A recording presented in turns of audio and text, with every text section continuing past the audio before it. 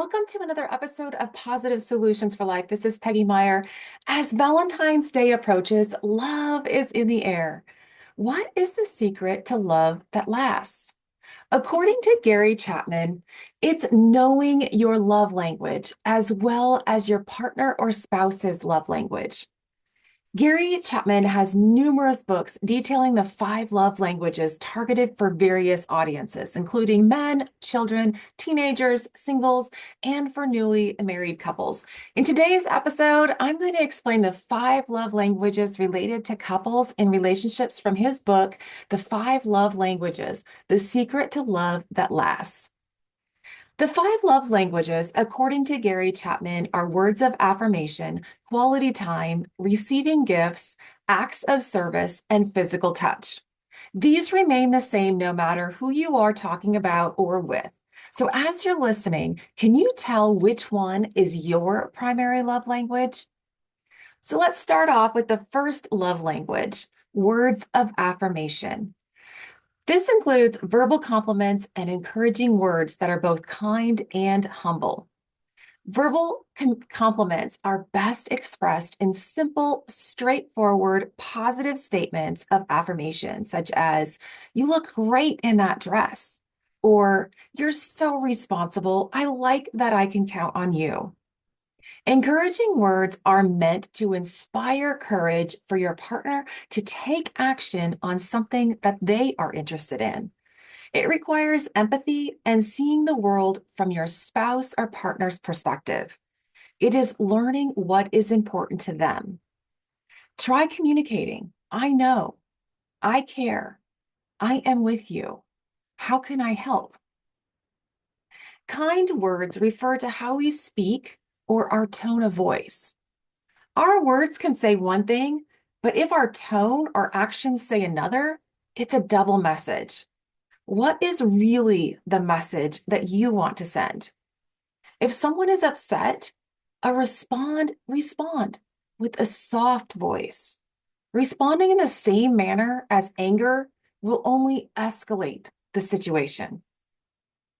Humble words means that you make requests, not demands. Requests affirm your spouse or partner's worth and abilities to do something meaningful and worthwhile for you. Could you make your good pizza sometime this week? Is better and will get you farther than if you say something like, "When will you ever make anything I like?" Get the difference? Other ways to affirm include complimenting your spouse or affirming them in front of others when your spouse is present or not. It will eventually get back to them. Another way is to write words of affirmation on notes or paper and give it to them. If your spouse or partner's love language is affirmation, do not criticize. Words are very important. Give compliments, affirmations, or acknowledge their strengths daily. Give different ones, not always the same ones, directly to them, in front of them, or when they are not around.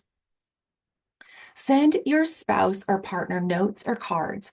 Write a love letter or a paragraph or just even one sentence.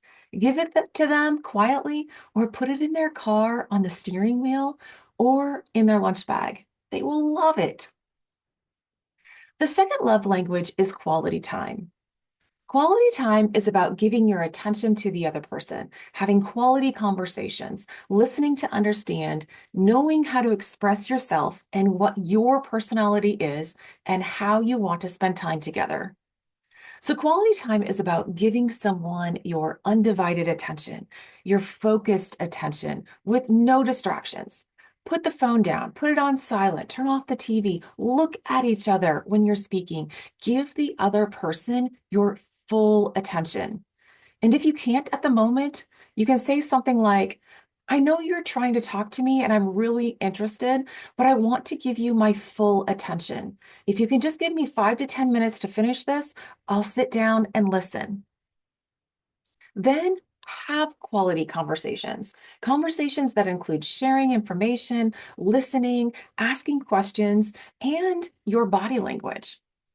Share your experiences, your thoughts, your feelings, and desires in a friendly manner. Learn to be aware of and acknowledge your feelings. Learn to understand how they impact you, how your feelings impact your decisions and your actions.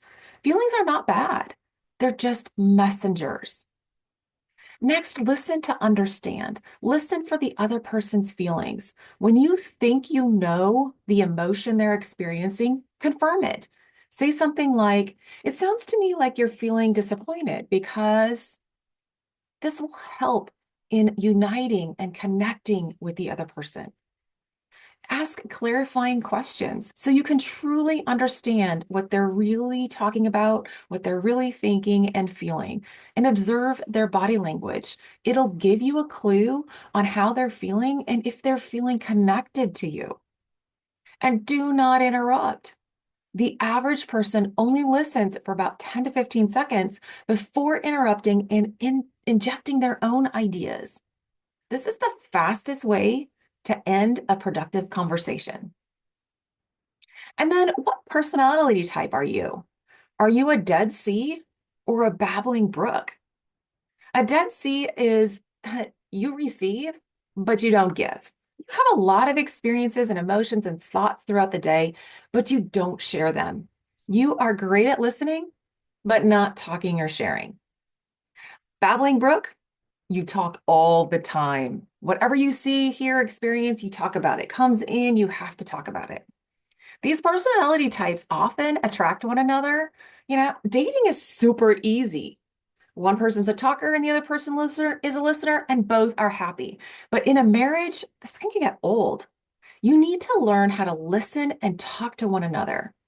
And one way you can do that is what Gary Chapman calls minimum daily requirement for a healthy marriage. And this is like sharing a time of the day. So daily sharing time when each person talks about three things that happened to them and how they feel about it. One little tidbit for a great healthy marriage. Talk to one another, give each other time and space.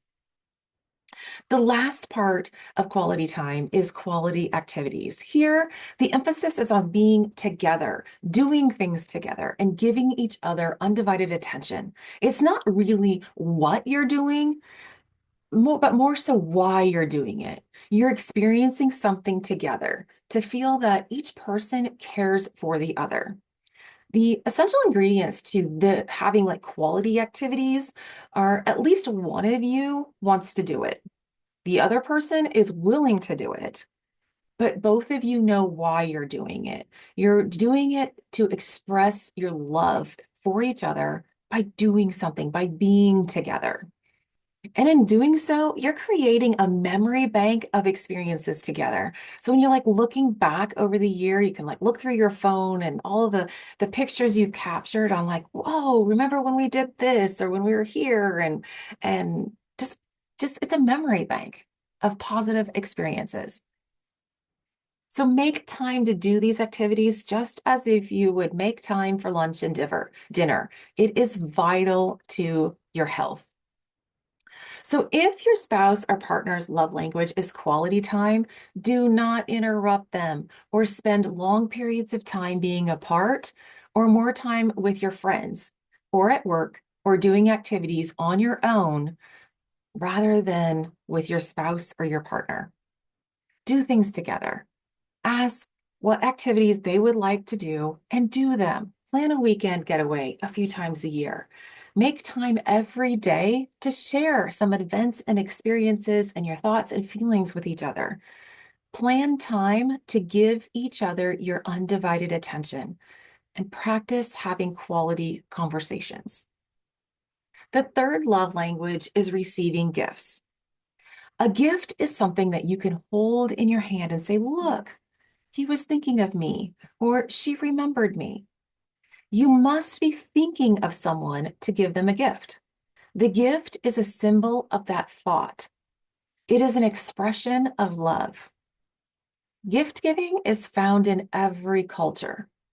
Gifts can come in various sizes, shapes, and colors. They can be purchased, found, or made. They need not to be expensive, and you don't have to wait for a special occasion to give a gift. Giving gifts is one of the easiest love languages to learn, and it is the best investment you can make if your spouse or partner's primary love language is receiving gifts.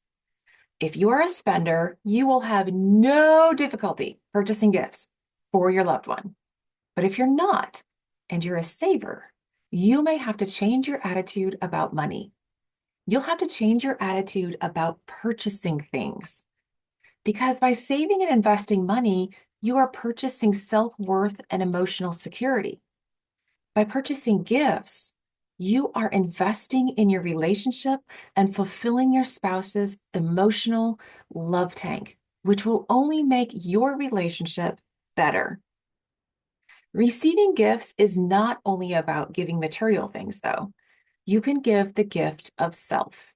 You can give the gift of presence.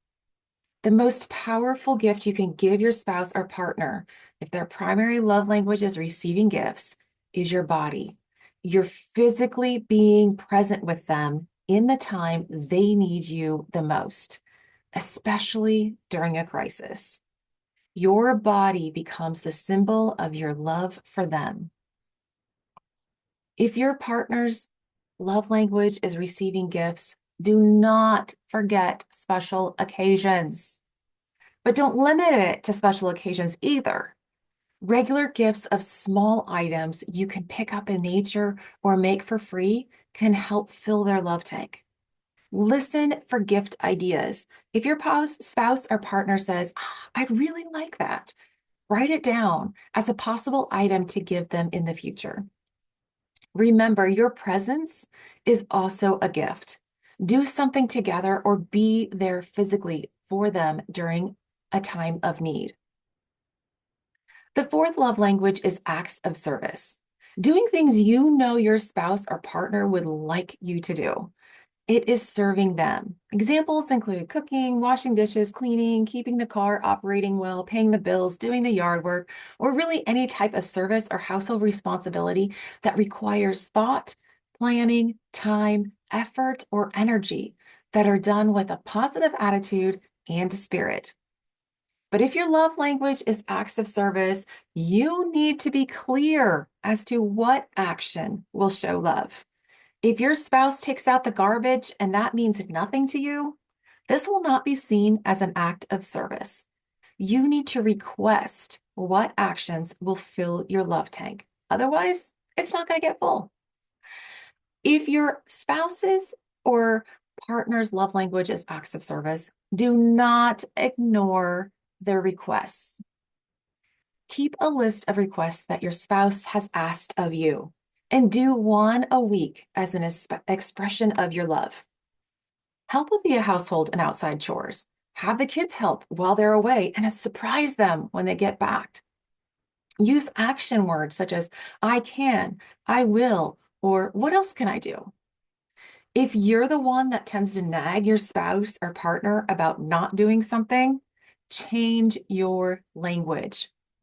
Say something like, hey, the car looks really nice when it's clean. I like to have a clean car when I drive in the city. I'd love to thank you in advance for washing the car before I leave on Friday. This will probably get a better, more positive response than, hey, why is my car always dirty? Why doesn't anybody wash it? Get the difference? Remember, too, that little things do mean a lot. The last love language, number 5, is physical touch. Physical touch can make or break a relationship. It can communicate love or hate. To someone whose love language is physical touch, the message will be far louder than words. This doesn't mean that all touch is perceived as love. You need to learn your spouse's love dialect. What is love and what is not? What brings you pleasure may not bring your spouse or partner pleasure. Love touches don't have to take a lot of time. It can just take a moment, but they do require some thought and presence. For example, love touches can be just, browsing by and touching your spouse lightly on the arm or on the back as you walk through the room, or giving them a little kiss or a hug before they leave the house or when they return, or holding their hand can speak volumes for a person whose love language is physical touch. Every society has some form of physical touch as a social greeting, whether it is a hug or a handshake. It communicates things that are right. Things are right in the relationship. To withdraw from physical touch is to distance oneself from another emotionally. So, in times of emotional distress and crisis, physical touch is a powerful communicator of love. If your spouse or partner's primary language is physical touch, nothing is more important than holding them when they cry. Your physical touch will communicate that you care. Your tender touch will be remembered, but your failure to touch may never be forgotten. If your spouse or partner's love language is physical touch, do not physically neglect or abuse them. As you walk by them or are near them, find little opportunities to give them a hug or a kiss or hold their hand. When your spouse or partner comes home, welcome them with a kiss and a hug and do the same for when they leave. Now that you know what the 5 love languages are, you need to determine which one is your primary love language. Remember, your love language is your emotional need to feel loved. And if you're like me, you can probably say that all of these are important, that you like aspects of each of the 5 love languages. I like to get compliments. I like to do things with my spouse, to have uninterrupted conversations and time together. I like that he does things for me around the house and maintains the vehicles, that he works hard to provide for our family. I like that he takes time to make things that I ask for, like a plant stand or my office desk. I like when he gives me a hug and a kiss before leaving and when he comes home. I do know that my love language is not receiving gifts. Not me. I thought my primary love language was quality time. But after taking Gary Chapman's love language profile in the back of his book, I discovered my primary love language is physical touch. The rest, except for receiving gifts, were equally important. They were equal. This makes sense. Really, I'm not that hard to please, but given a choice, I need small, regular doses of physical touch, a hug, a kiss, a shoulder rub, a touch of the hand, a gentle squeeze. Just loving touches fills my emotional bank account, my love tank. What about you? Words of affirmation, quality time, receiving gifts, acts of service, and physical touch are all expressions of love. But which one is number one for you? I challenge you to determine your primary love language. Hey, and send a comment. Tell me which one is your primary love language. But how do you do that? So Gary Chapman has like 4 questions to ask yourself to figure it out. First, which one of these 5 love languages, if you didn't have it at all, you would not feel loved? And if it comes down to 2, which one is more important to you emotionally? Second question to ask is, what does your spouse or partner do or say, or fail to do or say, that hurts you deeply, that feels like a knife to the heart? The opposite of what hurts you most is probably your love language. The third question is, what have you most requested from your spouse or partner? What have you been nagging your spouse about the most? The thing you have most often requested is likely the thing that would make you feel most loved. And fourth, what do you do to express your love to your spouse or partner? Often we do for others what we want them to do for us. So your method of expressing love may be an indication that would also make you feel loved. That would also be your love language. Learning the right love language is key to helping your spouse or partner feel loved.